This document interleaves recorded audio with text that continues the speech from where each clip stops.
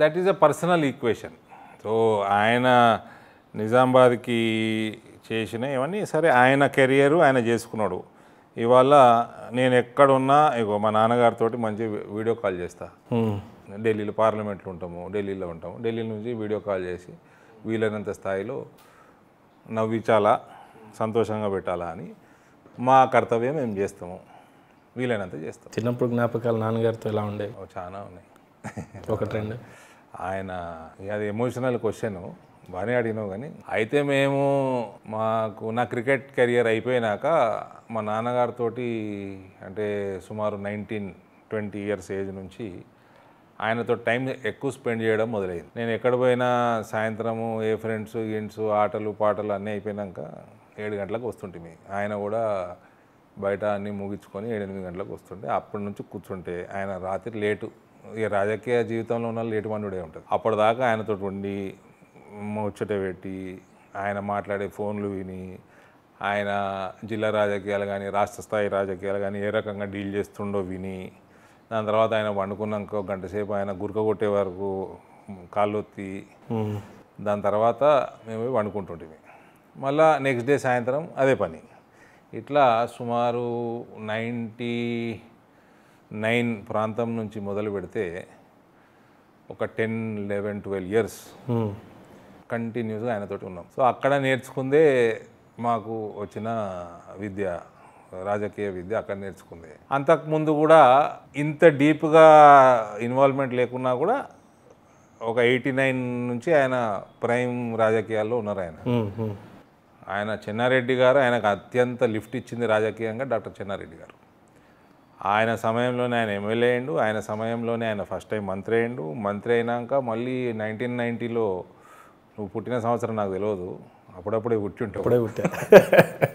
అప్పుడు చాలా పెద్ద రైట్స్ అయినాయి హైదరాబాద్లో, 100 మంది చనిపోయారు. ఆ టైంలో home law and order ministry Chenna Reddy గారి దగ్గర ఉండే. ఆ ఫుల్ టైం మినిస్టర్ లేడు కాబట్టి ఇన్ఛార్జ్ మంత్రిగా మా నాయనకి ఇచ్చి, మేము 8th క్లాస్లో ఉంటాం అనుకుంటా, 8thలో ఉన్నాము. రోజు పొద్దున 7 గంటలకి డీజీపీ, కమిషనరు, డిఐజీలు, డీసీపీలు అందరూ రివ్యూ నడుస్తుండే. ఇంట్లో కర్ఫ్యూ ఆల్మోస్ట్ 1 నెల పైన కర్ఫ్యూ కూడా ఉండే. సో అట్లా చూసుకుంటూ వచ్చినాం.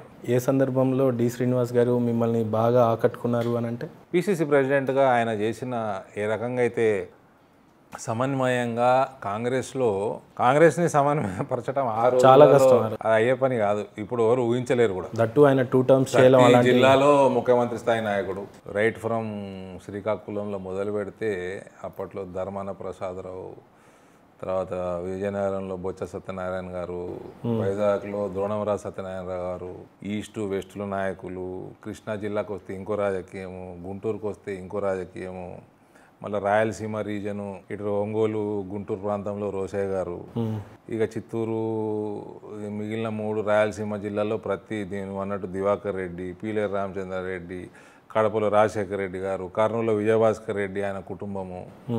ఇట్లా మళ్ళీ తెలంగాణకు వస్తే కొన్ని పేర్లు, శివశంకర్ ఉండే, కృష్ణా జిల్లాలో ఉపేంద్ర గారు ఉండే, ఆడ గుంటూరులో ఆయన భాస్కర్ రావు గారు కాంగ్రెస్లో ఉండే, దాసరి నారాయణరావు గారు, వీళ్ళంతా ఆ ప్రాంతం నుంచి. ఇక్కడ శివశంకర్ గారు, హనుమంతరావు, కేశవరావు గారు, ఇక్కడ ఉన్న నాయకులు ఇక్కడ తెలంగాణలో పీజేఆర్ గారు, ఆయన సిటీలో ఆయన మంచి ఫాలోయింగ్ ఉన్న వ్యక్తి, శశిధర్ రెడ్డి గారు, వీళ్ళందరినీ సమన్వయపరిచయం అంటే అంత సులభం కాదు. ఎలా సాధ్యమైంది? అది ఆయన నిద్రాహారాలు లేకుండా, మనశ్శాంతి లేకుండా నడిపిన ఆయన. అంత నడిపి కమ్యూనిస్టు చరిత్రలో ఎన్నడూ లేని కమ్యూనిస్టు పార్టీలతో కూడా అలయన్స్ చేపించి, టీఆర్ఎస్ పార్టీతో అలయన్స్ చేపించి 294 సీట్లకి 248-49 గెలిస్తే ఆయనకు పోర్ట్ఫోలియో కూడా చక్కగా ఇవ్వలేదు కాంగ్రెస్ మేడం సోనియా గాంధీ గారు. పోర్ట్ఫోలియో కూడా సరిగ్గా ఇవ్వలేదు. అదే ఎన్నికల శివరాజ్ పాటిల్ లాతూర్ నుంచి ఓడిపోయిండు లోక్సభ. ఆయనను తీసుకుపోయి కేంద్రంలో దేశానికి హోమ్ మినిస్టర్ చేసింది.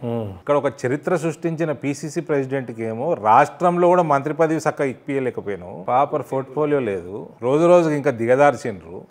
శివరాజ్ పాటిల్ని తీసుకుపోయి దేశానికి హోమ్ మినిస్టర్ చేసింది. మరి అప్పటి నుంచి ఇప్పటిదాకా అంటూనే ఉంటారు కదా, సౌత్ని కొద్దిగా చిన్న చూపు చూస్తారు, తెలుగు రాష్ట్రాలు అంటారు. అదేమన్నా ప్రభావం చూపించిందా? సౌత్ని చూసినట్ట, మరి డి శ్రీనివాస్ని చూసినట్ట, అట్లా ఇక వాళ్ళకే తెలవాలి. మళ్ళీ ఉన్న పోర్ట్ఫోలియో కూడా తీసేసి ఎడ్యుకేషన్ ఇచ్చారు. మళ్ళీ రెండోసారి పీసీసీ ప్రెసిడెంట్ చేశారు, మళ్ళీ గెలిపించిండ్రు, మళ్ళీ సమన్వయం చేసి మళ్ళీ గెలిపించిండ్రు. 2 సార్లు 35, 34, 36 సీట్లు, 2 సార్లు కలిపితే 70 లోక్సభ స్థానాలు ఆంధ్రప్రదేశ్ నుంచి ఇప్పిస్తే 1G, 2G, 3G, 4G, AG, OG, మన్మోజీ, దేశ్కు లూటోజీ, దేశ్ పూటోజీ ఇది చేసింది. రెండోసారి ఎలక్షన్ ఓడిపోయాడు. మరి ఆ శివరాజ్ పాటిల్ తీసుకుపోయి దేశానికి హోమ్ మినిస్టర్ చేసినావు, ఇక్కడ ఈయనను కాపాడుకోవా? మర్చిపోయినారు. ఇంక నేనే అంటలేను, అవన్నీ ఆయననే అని 2014లోనో 15లోనో పార్టీ ఇచ్చిపెట్టిపోయింది ఆయన. నేను రాజకీయాల్లోకి వచ్చినప్పుడు ఆయన కాంగ్రెస్ వాడు కాదు, ఆయన అప్పటికే టీఆర్ఎస్ పార్టీ జాయిన్ అయ్యి రాజ్యసభలో ఉన్నాడు. రాజ్యసభ ఇచ్చినాక 1 ఇయర్ తర్వాత నేను రాజకీయాల్లోకి వచ్చిన, ఆయనకు చెప్పకుండా వచ్చిన. అంటే 2004-9 మంచి పీరియడ్ అని చెప్తారు కాంగ్రెస్కి. అలాంటి టైంలో ఆయన వయసుతో పాటు ఆయన సమయాన్ని కాంగ్రెస్ పార్టీకి ఇచ్చాడు కదా. ఆయన జీవితం మొత్తం ఇచ్చిండు కుటుంబానికి, గాంధీ కుటుంబానికి జీతం మొత్తం ఇస్తే మంచిగా వాడుకొని అది నా అభిప్రాయం. డి శ్రీనివాస్ గారు సౌమ్యుడు, డి శ్రీనివాస్ గారు వాటర్ లెక్క, ఎందులో పోస్తే ఆ షేప్ తీసుకుంటారు, ఆయన అంత మంచోడు ఆయన. ఇది నేను చెప్పింది నా అభిప్రాయం, ఆయన అభిప్రాయం వేరే ఉండొచ్చు, నీ అభిప్రాయం వేరే ఉండొచ్చు, ఇంకోళ్ళది ఉండొచ్చు. నువ్వు నన్ను మన నాయన గురించి నాకున్న బంధము రాజకీయంగా పర్సనల్గా ఇవన్నీ అడిగినావు కాబట్టి చెప్తున్నా. So this is how Congress used him. They utilized his services and use and throw. ఇది చేసింది గాంధీ కుటుంబం, డి శ్రీనివాస్ గారిని. ఇది నా అభిప్రాయం. మీకు మీ తండ్రి గారితో ఉన్న ఎమోషన్ ఇంత స్ట్రాంగ్ అయినప్పుడు ఆయన మీద మీరే ఏదో దాడి చేశారని, ఆయన్నే అడ్డుపెట్టి మీరు రాజకీయం చేస్తున్నారని చెప్పి మొన్న వార్తలు వచ్చినాయి. ఎంతవరకు నిజం ఉంది అందులో? 140 కోట్ల మంది ఉంటారు ఈ దేశంలో, ఒక్కొక్కడు ఓ తీరు మాట్లాడతాడు, అందరికీ జవాబులు ఇచ్చుకుంటూ కూర్చుంటామా? ఇండైరెక్ట్గా చాలా పెద్దవాడు సార్ అది. ఇల్లు గెలిచి రచ్చ గెలవాలి అని అంటారు. ముందు ఇంట్లో సమన్వయం లేదు, రచ్చ గెలిచారు ఆల్రెడీ ఒకసారి, ఇందూరు ప్రజలు అయితే ఆశీర్వదించారు. కానీ ఇప్పుడు రచ్చ మళ్ళీ గెలుస్తారు లేదా తర్వాత సంగతి అయితే, ఇల్లునైతే గెలవాలి కదా. నాకు ఇంటికి రాజకీయం సంబంధం లేదా అని చెప్తే ఫస్ట్ సార్ మీలో కనిపించని ఒక ఎమోషనల్ పర్సన్ అయితే కనిపిస్తున్నాడు. దాయాల్సిన అవసరం మీకు లేదు, చెప్పాల్సిన అవసరం కూడా మీకు లేకపోవచ్చు కాక. కానీ ఎమోషన్స్ ఉండొచ్చు, ఎమోషన్స్ లూజ్ మోషన్స్ కావద్దు. ఎమోషన్స్ కంట్రోల్లో పెట్టుకొని ప్రాక్టికల్గా పనిచేసుకోవాలి. ఓకే, నా కుటుంబంలోనే కాదు, చాలా మంది కుటుంబాలు అన్న ఒకడు పార్టీ, చెల్లి ఒక పార్టీ. మా జగన్ గారు లేరా? మా తెలంగాణలో లేరా? మస్తు మంది ఉన్నారు అట్లా, చాలా పార్టీ. మా బీజేపీలో కూడా ఉన్నారు. మా విద్యాసాగర్ రావు గారు ఒక టైంలో BJP floor leader, CPI floor leader, CPI. But అంత భద్రశత్రువులుగా లేరు కదా. మాకు శత్రుత్వం లేదు, మిత్రుత్వం లేదు, నాకు సంబంధమే లేదు. ఒక 20 సంవత్సరాల నుంచి నాకు మా ఫాదర్కి 2 పిల్లలు, కానీ నా లెక్క ప్రకారం నాకు ఎవరు అన్నదమ్ములు లేరు. అయ్యో, నా లెక్క ప్రకారం లేరు. ఏం ఇప్పుడు కొడతావా, తిడతావా? నాకు లేదు. 20 సంవత్సరాల నుంచి మాకు మాటలు లేవు, సంబంధం లేదు. ఎవరు జాగాలో వాళ్ళు హ్యాపీగా ఉంటే అయిపోయి తప్ప. ఇంతకంటే మించి నాకు ఎక్కువ అడగాలని కూడా లేదు ఆ ప్రశ్నల మీద. అన్నీ అన్నీ అడుక్కొని అడగాలని కూడా లేదంటున్నావు. లేదు సార్, ఒక్కడే కాదు అడిగింది, రాజకీయాలకు సంబంధం లేదు. 20 సంవత్సరాల నుంచి అటు అన్ని చోట్లల్లో గట్టిగా మాట్లాడిన ధర్మపురి అరవింద్ ఫ్యామిలీ విషయానికి వచ్చేసరికి కొద్దిగా బాధపడుతూ ఉన్నాడు అనేది కనిపిస్తూ ఉంటుంది. ఎక్కడ కనిపించింది? కనిపిస్తా సార్, నాకు లేని బాధ నీకెందుకు? అంటే right from 2017 I have no link with political link with any of my family member, any of my family. నేను ఎంచుకున్న పార్టీ నా సొంతం, నేను ఎంచుకున్న నాయకుడు నా సొంతం, నేను ఎంచుకున్న దారి, నేను పని చేసే తీరు, ఇవన్నీ నాయే సొంతం. ఇక ముందు కూడా నావే ఉంటాయి. ఎవరు ఇంటర్ఫియరెన్స్ ఉండలేదు. నేను నా తండ్రినే కాదనుకుని రాజకీయాలు వచ్చినాయి, వేరే వాళ్ళ మాట ఏమింటనే. ధర్మపురి అరవింద్ అనగానే ఒక నా రాజకీయ గురువునే కాదనుకొని వచ్చిన కదా బీజేపీలోకి, అంతే కదా. దాంట్లో ఏమి, అది ఓపెన్ సీక్రెటే కదా. ఇది నేను ఆయన మాట ఏమినప్పుడు ఇక వేరే మాట ఏమిటో చెప్పు. నేను ఒక పని మీద వచ్చినా అదే పని మీద ఉన్నా. బీజేపీని పెంచాలా, మోదీ గారి నాయకత్వాన్ని పెంచాలా. నేను ఇవాళ సాటిస్ఫైడ్ మనిషిని. ఇందూరు ప్రజల దయ వల్ల, అలా ఆశీర్వాదంతో ఆమె సాటిస్ఫైడ్ బీజేపీ కార్యకర్త. ఎందుకు పెంచాలా అంటే, రేపు మన ప్రభుత్వం వస్తే ఒక స్వచ్ఛమైన పరిపాలన తెలంగాణలో వస్తుంది, ఇందూరు ప్రాంతంలో, పార్లమెంట్ ప్రాంతంలో కూడా వస్తుంది.